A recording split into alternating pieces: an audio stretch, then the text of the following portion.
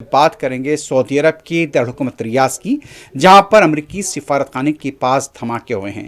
سعودی عرب کی وزارت دفاع کے ترجمان میجر جنرل ترکی المالکی نے بتایا کہ ابتدائی اندازوں کے مطابق ریاض میں امریکی سفارت خانے کو 2 ڈرونز کے ذریعے نشانہ بنانے کی کوشش کی گئی، جس کے نتیجے میں عمارت میں محدود پیمانے پر آگ لگی اور معمولی مادی نقصان ہوا۔ اس واقعے کے بعد سعودی عرب میں موجود امریکی مشن نے جدہ، ریاض اور تہران میں مقیم اپنے شہریوں کو گھر میں رہنے کی ہدایت جاری کی ہے۔ امریکی مشن نے خطے میں کسی بھی فوجی تنصیبات تک غیر ضروری سفر کو محدود کر دیا ہے اور مملکت میں موجود امریکی شہریوں کو مشورہ دیا کہ وہ فوری طور پر اپنے گھروں میں رہیں۔ سعودی وزارت دفاع نے شہزادہ سلطان ایئر بیس کے قریب دشمن کے یہاں پر جس طرح سے بتایا جاتا ہے کہ ان کے مطابق 5 ڈرونز کو فضا میں ہی روک کر تباہ کرنے کا اعلان کیا، جو مملکت کے فضائی حدود کی حفاظت اور کسی بھی خطرے سے فوری نمٹنے کی اعلیٰ دفاعی صلاحیتوں کا منہ بولتا ثبوت ہے۔ ادھر ریاض میں امریکی سفارت خانے نے اس حملے کی تصدیق کی ہے اور عوام کو سفارت خانے سے دور رہنے کی بھی ہدایت دی ہے۔ ایران کی طرف سے جس طرح سے کئی خلیجی ریاستوں پر حملے بھی ہو رہے ہیں، جن میں سعودی عرب کا دارالحکومت ریاض کے علاوہ متحدہ عرب امارات، قطر اور اس کے ساتھ ساتھ بحرین بھی شامل ہیں۔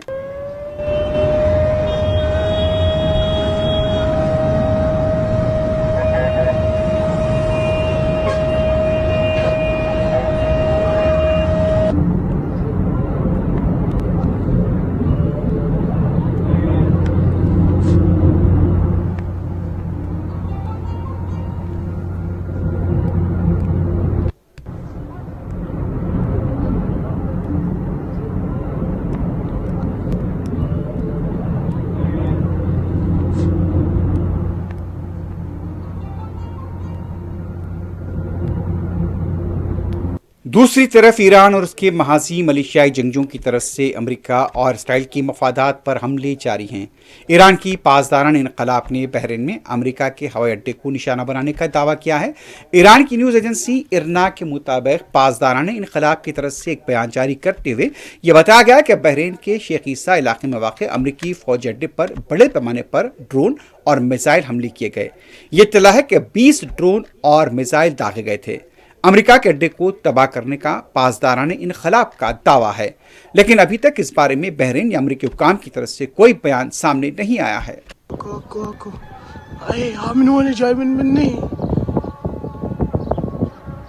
ما طلعوا ضربوا هناك من هناك بعد من زاوية غير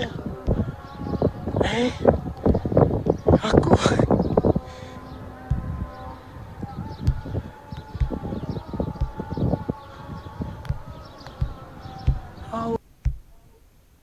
دوسری طرف ایران کی یہاں پر جس طرح سے خبریں مل رہی ہیں کہ ایران اور عراق کی حامی ملیشیا تنظیم نے اربیل کے ایک ہوٹل کو نشانہ بنانے کا دعویٰ کیا ہے۔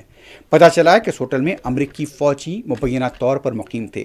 ڈرون اور میزائل کے ذریعے ہوٹل کو نشانہ بنانے کا دعویٰ کیا گیا، لیکن ابھی تک اس خبر کی کوئی تصدیق نہیں ہوئی ہے اور نہ ہی جانی نقصانات کو لے کر کوئی اطلاع سامنے نہیں آئی ہے۔ جس مقام پر یہ حملہ کیا گیا وہاں پر دھواں دیکھا گیا اور اس کے بعد یہاں پر سائرن بھی بجے گئے۔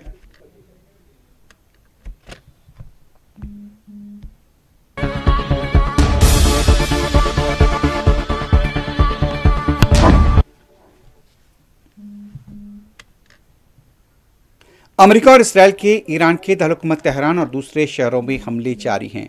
گزشتہ رات سے لے کر آج صبح تک تہران اور دوسرے شہروں پر مسلسل حملے کیے گئے۔ تہران میں ہلاکتیں مجموعی طور پر 600 سے تجاوز کر گئی ہیں۔ ابھی بھی کئی مقامات پر ملبے سے لاشیں نکلنے کا سلسلہ جاری ہے۔ ان ہلاکتوں میں اسکول کی 165 طالبات شامل ہیں، جن کی تدفین کے لیے اقدامات شروع کر دیے گئے ہیں۔ تہران میں اور ایران کے دوسرے شہروں میں حملوں کے بعد بھی لوگ سڑکوں پر نکل کر اللہ اکبر کے نعرے بلند کرتے ہوئے دیکھے جا رہے ہیں۔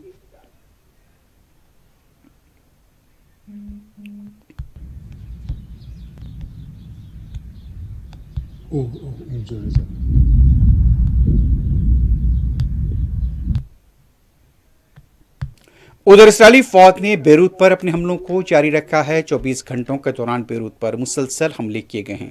تاہم یہ دعویٰ کیا گیا رہا ہے کہ حزب اللہ کے ٹھکانوں پر حملے کیے جا رہے ہیں۔ ان حملوں میں کئی عام شہریوں کے ہلاک ہونے کی اطلاع ہے۔ اسرائیل نے دعویٰ کیا کہ ایران اور حزب اللہ کی دفاعی صلاحیتوں پر حملے کیے گئے ہیں۔ لبنان میں حزب اللہ کی جانب سے اسرائیل کے ٹھکانوں پر حملوں کی اطلاعات ہیں۔ اس دوران اقوام متحدہ نے ایران اور لبنان میں اسکولز اور ہاسپٹل پر ہو رہے حملوں پر گہری تشویش کا اظہار کیا ہے۔ ایک طرف اسرائیل اور امریکہ ایران اور لبنان پر حملے کر رہے ہیں، دوسری طرف ایران اور اس کے حامی ملیشیا کی طرف سے اسرائیل پر بھی میزائل اور ڈرون کے حملے جاری ہیں۔ دارالحکومت اسرائیل تل ابیب کے علاوہ کئی علاقے متاثر ہوئے، لیکن اسرائیل کی جانب سے ہلاکتوں کو لے کر کوئی اعداد و شمار جاری نہیں کیے گئے۔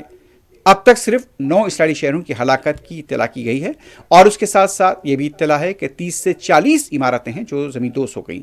تل ابیب سے ملے بعض فوٹیج سے پتہ چلتا ہے کہ رہائشی مکانات اور گاڑیوں کو غیر معمولی نقصان ہوا ہے، لیکن مقامی انتظامیہ کی طرف سے ابھی ہلاکتوں کو لے کر کوئی اطلاع سامنے نہیں آئی ہے۔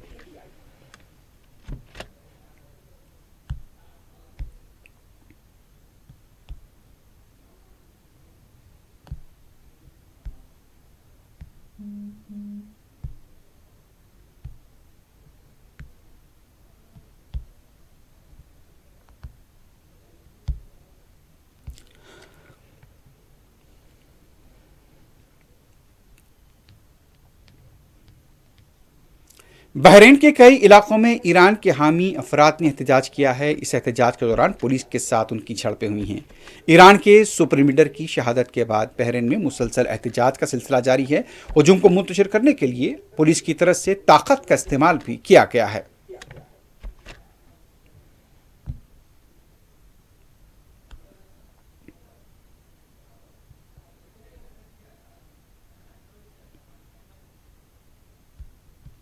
ایران نے آبنائے ہرمز کو بند کرنے کا اعلان کر دیا ہے۔ اس سے پہلے بھی ایران کی طرف سے انتباہ جاری کیا گیا تھا کہ کوئی بھی جہاز آبنائے ہرمز سے گزرنے سے گریز کرے۔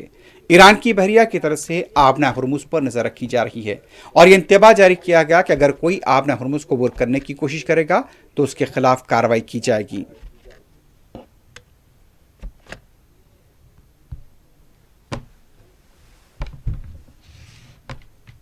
Attention all ships. This is Sepah Navy, Iran's Islamic Revolutionary Guard Corps Navy.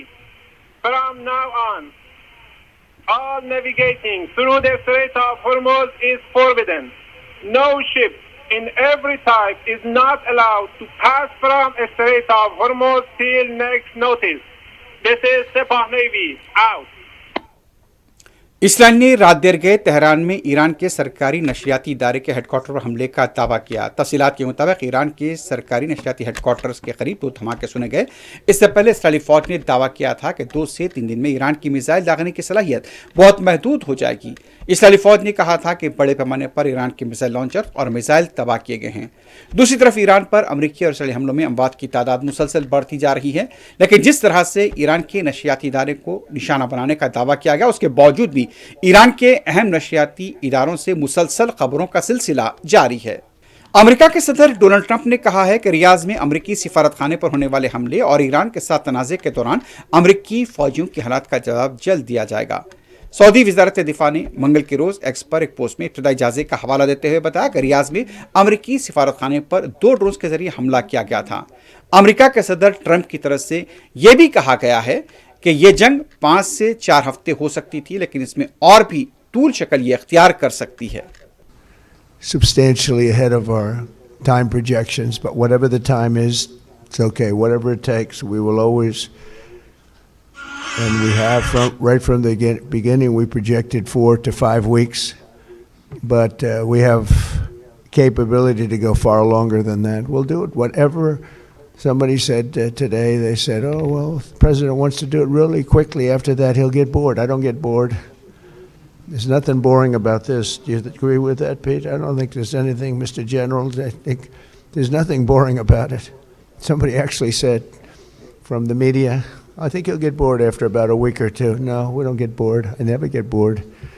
If I got bored, I wouldn't be standing here right now, I guarantee you that, to go through what I had to go through.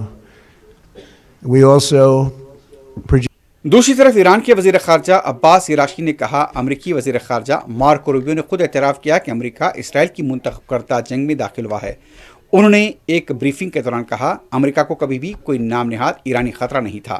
عباس عراقچی کا کہنا ہے کہ امریکی عوام 72 کے مستحق ہیں اور انہیں اپنا ملک واپس لینا چاہیے۔ ایران کے وزیر خارجہ عباس عراقچی نے کہا خامنائی کا قتل مذہبی جرم ہے جس کے سنگین نتائج ہوں گے۔ انہوں نے یہ بھی کہا کہ ایران کی علاقائی ممالک کے ساتھ کوئی جنگ نہیں، ایران پر حملے سے متعلق علاقائی ممالک کو امریکہ پر دباؤ ڈالنا چاہیے۔ واضح ہے کہ امریکی وزیر خارجہ مارکو روبیو نے اپنے بیان میں کہا تھا کہ امریکہ نے ایران پر حملہ اس لیے کیا کیونکہ اسے معلوم تھا کہ اسرائیل ایران پر حملہ کرے گا۔ امریکی سینٹرل کمانڈ نے کہا ہے کہ ایران کے ساتھ جنگ میں 6 امریکی فوجی مارے گئے ہیں۔ ایکس پر جاری کیے گئے بیان میں سینٹرل کمانڈ نے کہا ایرانی حملے میں لاپتہ ہونے والے 2 فوجیوں کی لاشیں مل چکی ہے۔ امریکہ کے وزیر خارجہ مارکو روبیو نے کہا امریکی مشن کا مقصد ایران کے بیلسٹک میزائل کی صلاحیت کو تباہ کرنا تھا۔ امریکی میڈیا سے گفتگو میں مارکو روبیو نے کہا ایران پر سخت ترین حملے ہونا ابھی باقی ہے، ایران میں زمینی فوج داخل کرنے کی تیاری نہیں کی گئی ہے۔ انہوں نے کہا کہ امریکہ جان بوجھ کر کسی اسکول کو نشان نہیں بنائے گا، ہمیں اس بات کو یقینی بنانا تھا کہ ایران کے پاس جوہری ہتھیار نہ ہوں۔ مارکو روبیو نے مزید کہا کہ امریکہ منگل کو تیل کی قیمتوں میں اضافے سے متعلق اقدامات کرے گا۔ سیکرٹری جنرل ایرانی نیشنل سیکیورٹی کونسل علی لاریجانی نے دوسری طرف کہا ہے کہ ایران نے لمبی جنگ کی تیاری کر رکھی ہے۔ انہوں نے کہا کہ ہم اپنی 6000 سالہ تہذیب کا دفاع کریں گے، قیمت کچھ بھی ہو۔ علی لاریجانی نے کہا دشمن کو اندازے لگانے کی غلطی پر پچھتانا پڑے گا۔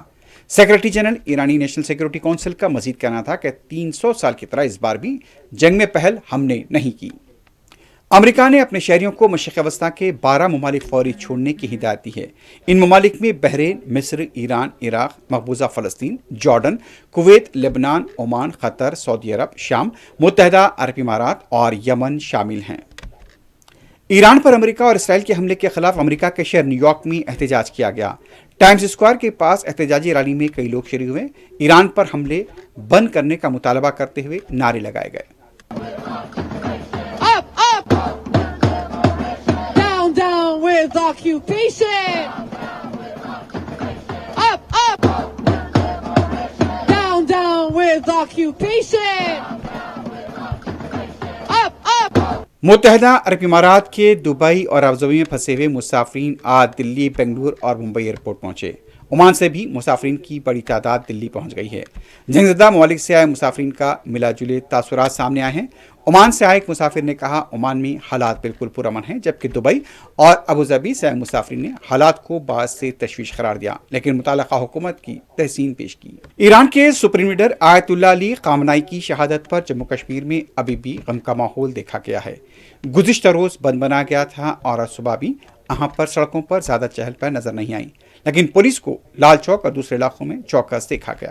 کانگریس کی لیڈر سونیا گاندھی نے ایران کے سپریم لیڈر آیت اللہ علی خامنائی کی ہلاکت پر حکومت ہند کی خاموشی پر ایک مضمون تحریر کیا ہے، جس میں انہوں نے کہا 1 مارچ کو ایران نے تصدیق کر دی تھی کہ ان کے سپریم لیڈر آیت اللہ سید علی حسینی خامنائی کو امریکہ اور اسرائیل کی جانب سے کیے گئے حملوں میں قتل کیا گیا ہے۔